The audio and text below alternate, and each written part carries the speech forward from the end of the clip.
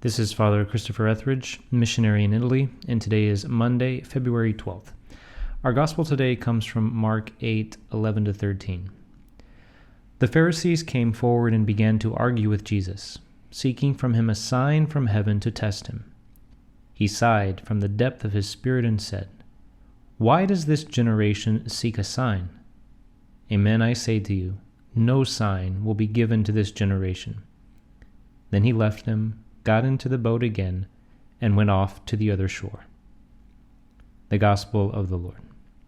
Although it is sandwiched between two miracles, the feeding of the 4,000 in Mark 8:1-10, and the healing of the blind man at Bethsaida in Mark 8:22-26, we should not interpret the Pharisees' demand for a sign today as a request for another miracle from Jesus. Rather than another miracle, the Pharisees were seeking a proof of Jesus' authority.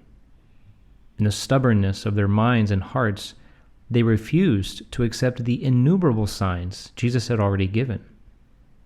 Thus, the key to understanding today's gospel lies in recognizing this stubbornness of will.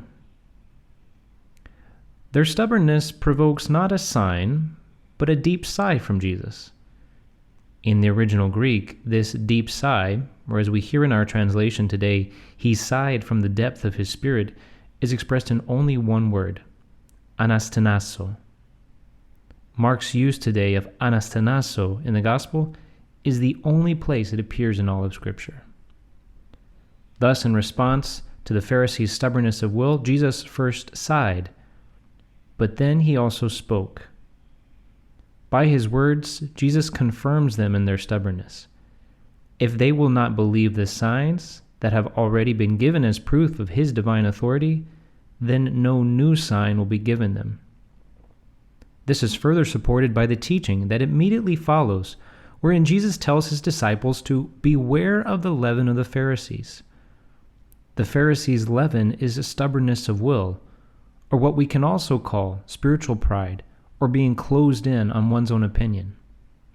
Oh, that the Lord would deliver us from this sin, this stubbornness, this obstacle to his grace and mercy. Like leaven, spiritual pride or stubbornness of heart and mind oftentimes starts small.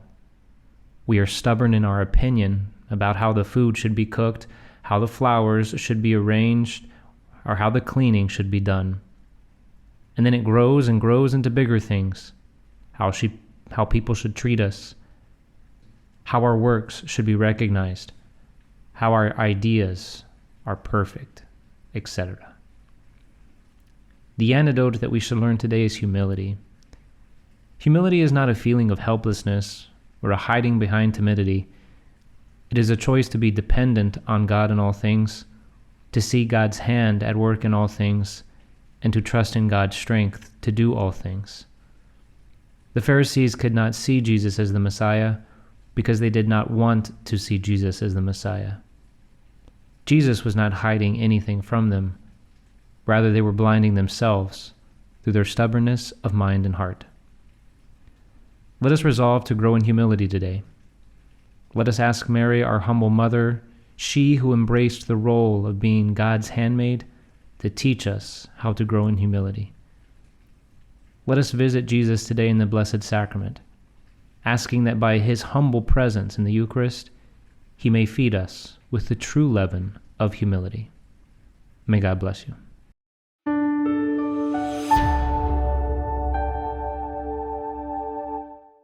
Thank you so much for listening.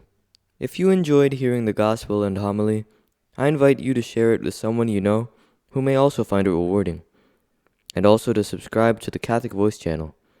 Please see in the description below if you would like to receive a text message for each daily Gospel and homily. Please also keep our missionary priests throughout the world in your prayers. Thank you, and God bless.